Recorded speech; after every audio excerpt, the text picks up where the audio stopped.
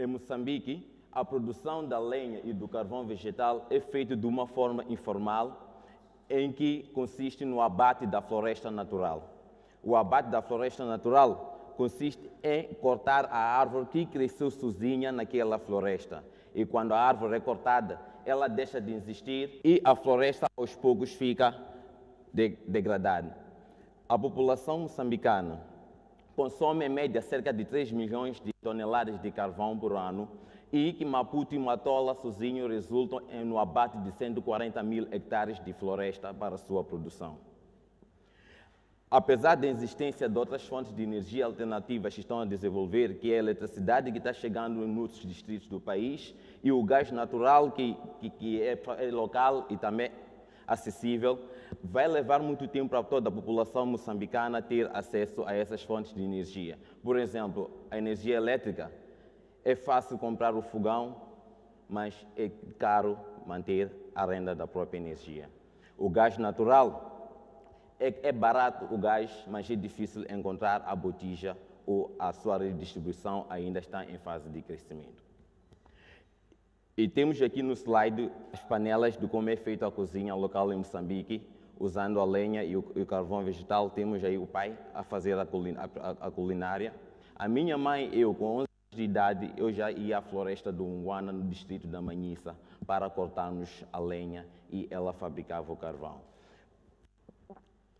E este é o processo de produção, conforme vemos o senhor ali com o forno, aquilo que chamam de estofo. Geralmente, para produzir 30 sacos de carvão, leva cerca de uma semana a queimar naquele processo tradicional usado em Moçambique. E no caso de chuva, pode vir a levar mais dias. E o caminhão de carvão que a gente vê na estrada, ele enche com 128 a 200 sacos de carvão e leva em média um mês para poder encher o caminhão e sair do local do mato para levar a um estaleiro, seja no Benfica ou no Chiquelene, que por sua vez será levado por outro distribuidor para as zonas urbanas. Este é o processo normal da distribuição do carvão quando chega no estaleiro. Esse é o processo comum em Moçambique de transporte do carvão vegetal. E os estudos revelam que, em média ou por capita, o consumo anual é de 120 kg. Isso é que cada cabeça aqui nesta sala consome, em média, 120 kg de carvão por ano. E para produzir 100 a 150 kg de carvão, é preciso abater uma árvore com mais ou menos acima de 30 centímetros do diâmetro do seu tronco. E com o aumento da população global, o número das árvores a ser abatidas para a produção de carvão vegetal vai aumentando, isso levando à degradação das nossas florestas. A árvore tem uma importância muito grande para o meio ambiente. Ela absorve as águas através das raízes para evaporar para o céu e, ao mesmo tempo, protege-nos da erosão do solo através das suas raízes. A produção do carvão vegetal é feita com abate da floresta natural, isto sem plano de plantação de uma árvore para garantir a produção do dia do amanhã. E com a falta desse plano, resulta também em destruição das nossas florestas e aumento do custo do próprio carvão vegetal. Eu visitei a província de Zambésia há 4 dias atrás, onde passei pelo Rio dos Bons Sinais e vi um mangal. Aquele mangal, há anos atrás, tinha muitas árvores ao seu redor. Elas foram acabando pouco a pouco para a produção do carvão vegetal. E com o corte daquelas árvores, criou a destruição daquela terra que separava a terra do rio ou do oceano. E esse exemplo não é só na província de Zambésia, está a acontecer em todo o nosso país. Esta é uma das fotografias e, entre outros fatores, outros pontos que acontecem com o abate das árvores, é a perca do habitat das várias espécies de animais que existem nas nossas florestas. Alguns de vocês aqui nesta sala vão dizer: ó Sebastião, você está preocupado com a produção do carvão vegetal? Sabias que há quem faz madeira com as nossas florestas? É verdade. Mas aquele senhor que corta carvão para fazer madeira, ele faz dinheiro suficiente para poder pagar um agrônomo para controlar a plantação de uma nova árvore e crescer até cobrir o espaço que ele esvaziou. Aquele senhor que corta madeira nas florestas, ele é registrado e é fácil das autoridades lhe localizarem para poder lhe recordar da necessidade de plantar de novo as árvores nas nossas florestas. E em casa de um de nós aqui nesta sala, tem uma cadeira ou uma peça de mobília que é feita com madeira. E aquela peça existe há mais de 10 anos lá em casa, ou mesmo 5 anos. Mas o saco de carvão que nós temos lá em casa, ou em casa da vovó, em casa do primo, ou em casa da mana, não dura mais que um mês. Por quê? O ritmo do consumo de carvão é acelerado do que o ritmo de uma peça feita com madeira. E o processo da produção do carvão é muito menos informal que o processo de produção de mobília. Aquele senhor que corta a floresta para poder fazer o carvão vegetal, mal sabe ou está menos informado sobre o que é muda. Um dia perguntei muda. Disse muda, o que significa muda? Mudar para onde? Afinal, a própria palavra muda significa uma árvore pequenina que você planta de novo para crescer. Na localidade de Magude, uma família recebeu uma árvore chamada de enxercado, porque tinha que plantar aquela espécie. E a espécie daquela árvore era híbrida. Híbrida são árvores ou plantas modificadas que se adaptam às temperaturas atuais e que resistem a certos fenômenos naturais. E exige um novo tipo de tratamento. Geralmente as árvores que nós vimos nas comunidades em Moçambique, elas cresceram sozinhas. E quando a mamana recebe uma espécie híbrida, que exige muita água para regar e muito cuidado para poder atingir o tamanho sustentável, o tamanho grande, ela diz: nem tenho água para beber aqui em casa, vou ter água para pôr nesse cajueiro que vieram me dar. Ela diz: eu não pedi o cajueiro. E das árvores distribuídas a essas comunidades, quase todas ou nenhuma chega a crescer. Por falta de conhecimento necessário para cuidá-las, porque foram dados a indivíduos que não estão capacitados, não estão prontos para cuidar de uma espécie que não cresceu sozinha. Tivemos a situação do coqueiro na província de Zambeze, tivemos a situação do coqueiro em Inhambane, tivemos a situação do caju na zona sul do país, mesma coisa. A única coisa que em Moçambique nós sabemos regar é salada e couve. Entre outros fatores de abate das nossas florestas, temos aquecimento global, que são as mudanças climáticas. Ignoramos esse ponto, porque quando a estrada destrói-se com chuva, sabemos dizer que é trabalho do governo para reparar. Ignoramos esse ponto de mudanças climáticas, porque quando a cheia chega na zona, sabemos que é trabalho da ONG para nos dar nova roupa ou nova casa. É verdade, eles nos deram nova casa. Quando crianças, nós chorávamos, nossos pais nos davam Xuxa. Chorávamos, nossos pais nos compravam sorvete. E crescemos com a atitude de todos os problemas que a gente enfrentar, alguém vai resolver para nós. Agora que somos adultos, quando enfrentamos problemas, vamos de situações em situações ou verificamos aquilo que chamam de consultas, né? Para sabermos o que realmente se passa conosco. E com o desenvolvimento da ciência e a informação, nós já aprendemos que a maioria dos azares que vivemos tem as suas causas e formas de prevenir.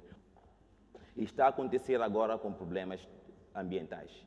Quando chegam as mudanças climáticas, quando chegam as cheias, quando chegam os terremotos, temos tendência em dizer que é uma obra divina. E nos tiramos a responsabilidade de que no dia que nós cortamos aquela árvore, fizemos parte da destruição do nosso planeta. E outro ponto sobre as mudanças climáticas é a segurança alimentar. Com o aquecimento global, o aumento da temperatura no planeta Terra, as nossas plantas, aquilo que a gente cultivava, exige transformação científica para poder se adequar à temperatura atual, para poder se adequar a ambientes atuais. Eu próprio, para concretizar o meu sonho de ser empreendedor, voltei do estrangeiro, abri uma machamba com as minhas poupanças do part-time job lá fora do país. 12 hectares de terra dividi em feijão, tinha lá o repolho. E na tarde aqueceu bastante e depois à noite choveu de repente.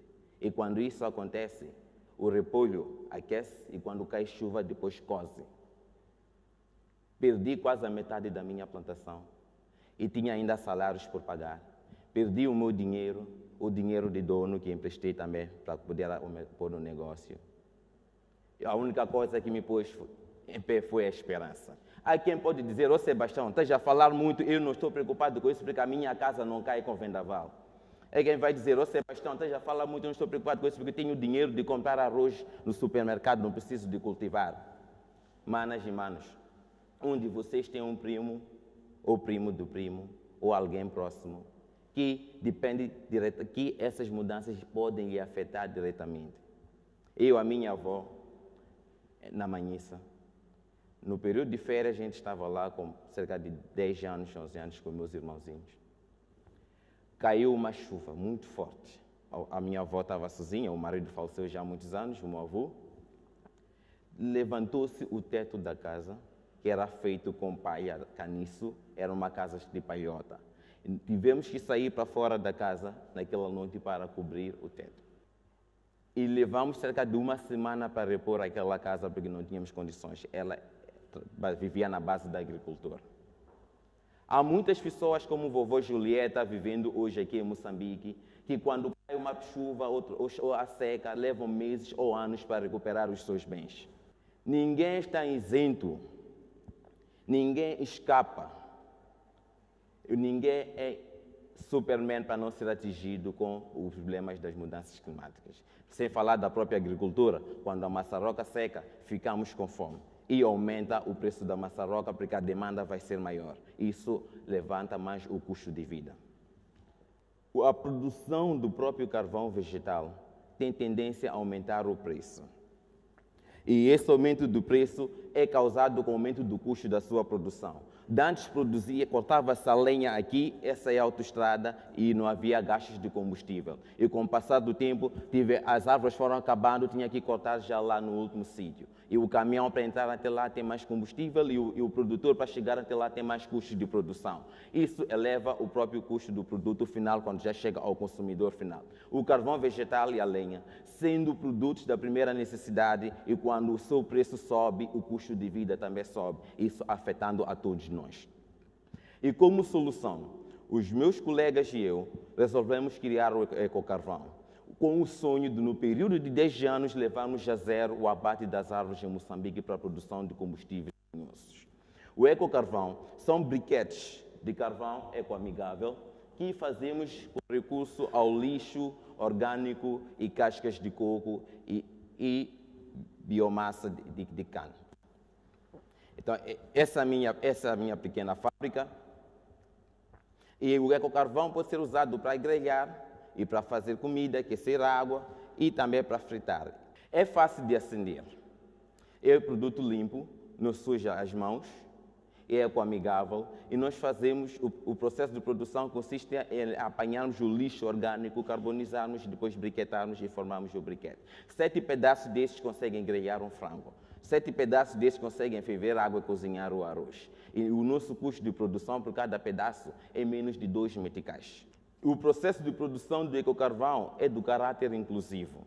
Nós envolvemos as comunidades na recolha da matéria-prima, envolvemos as comunidades no próprio processo de produção. Esse é o lixo de cana-de-açúcar que usamos para produzir. E também, com o resto do lixo urbano, a gente consegue fazer os briquetes. Aí estou eu na fábrica. As estruturas comunitárias, quando a gente chega numa comunidade para recolher a matéria-prima, contamos com a participação da liderança local. A minha equipe entusiasmada, em que a maioria são as raparigas, e com o ecocarvão, no período de 10 anos nós levamos a zero o abate das árvores para a produção de lenha e carvão vegetal. Como é que isso vai ser possível? Vai ser possível através de empoderamento dos outros empreendedores, lhes dando tecnologia, compartilharmos o nosso conhecimento e criarmos as 3 megafábricas, uma em Maputo, outra em Inhambane e outra na província de Zambésia. E essas 3 megafábricas vão poder dar apoio às outras microfábricas em forma de franquias que estarão nas localidades ao redor de cada província. Toda a assistência técnica e todo o conhecimento e tecnologia vai ser compartilhado direto com os outros pequenos empresários que fazem o mesmo produto. O meu sonho e o objetivo da minha equipe não é monopolizar o mercado de carvão vegetal, mas é compartilhar com os outros empreendedores, trazer uma alternativa sustentável para termos um Moçambique mais verde. Obrigado.